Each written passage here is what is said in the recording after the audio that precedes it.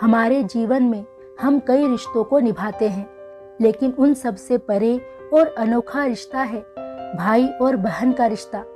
यह त्योहार भाई बहन के बीच प्रेम का प्रतीक है। रक्षाबंधन प्रतिवर्ष श्रावण मास की पूर्णिमा को मनाया जाता है।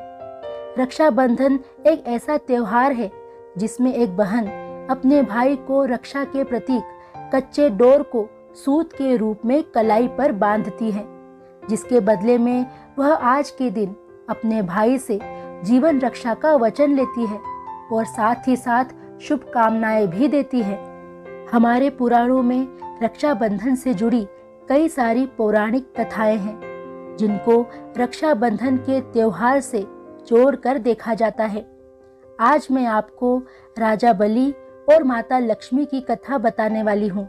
कहा जाता है कि सबसे पहले राखी या रक्षा सूत्र राजा बलि को बांधा गया था।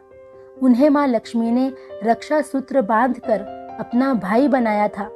राजा बलि ने जब 100 यज्ञ पूर्ण कर स्वर्ग का राज्य छीनने का प्रयास किया तो देवराज इंद्र ने भगवान विष्णु से प्रार्थना की। राजा बलि बहुत दानी राजा थे और भगवान विष्णु के अनन्य भक्त भी थे। भगवान विष्णु वामन अवतार लेकर आए और दान में राजा बलि से 3 पग भूमि देने के लिए कहा, लेकिन उन्होंने 2 पग में ही पूरी पृथ्वी और आकाश नाप लिए। इस पर राजा बलि समझ गए कि भगवान उनकी परीक्षा ले रहे हैं। तीसरे पग के लिए उन्होंने भगवान का पग अपने सिर पर रखवा लिया। इससे भगवान विष्णु राजा बलि की भक्ति से प्रसन्न हो गए और वरदान मांगने के लिए कहा। राजा बलि ने भगवान से याचना की कि अब तो मेरा सब कुछ चला गया है, प्रभु आप मेरी विनती स्वीकारें और मेरे साथ पाताल लोक चलकर रहे। साथ ही राजा बलि ने मांगा कि भगवान स्वयं उसके दरवाजे पर दिन रात खड़े रहे।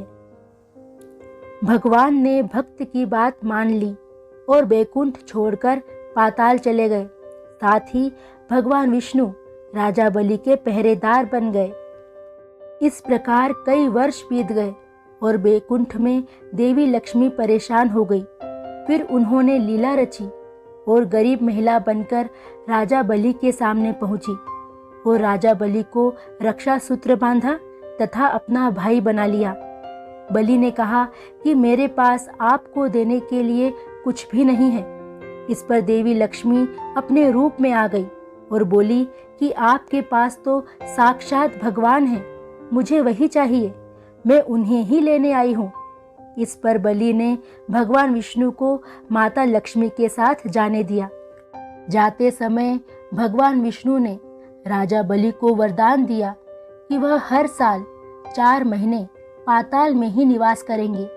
यह 4 महीना चातुर्मास के रूप में जाना जाता है, जो देवशयनी एकादशी से लेकर देव उठनी एकादशी तक का होता है।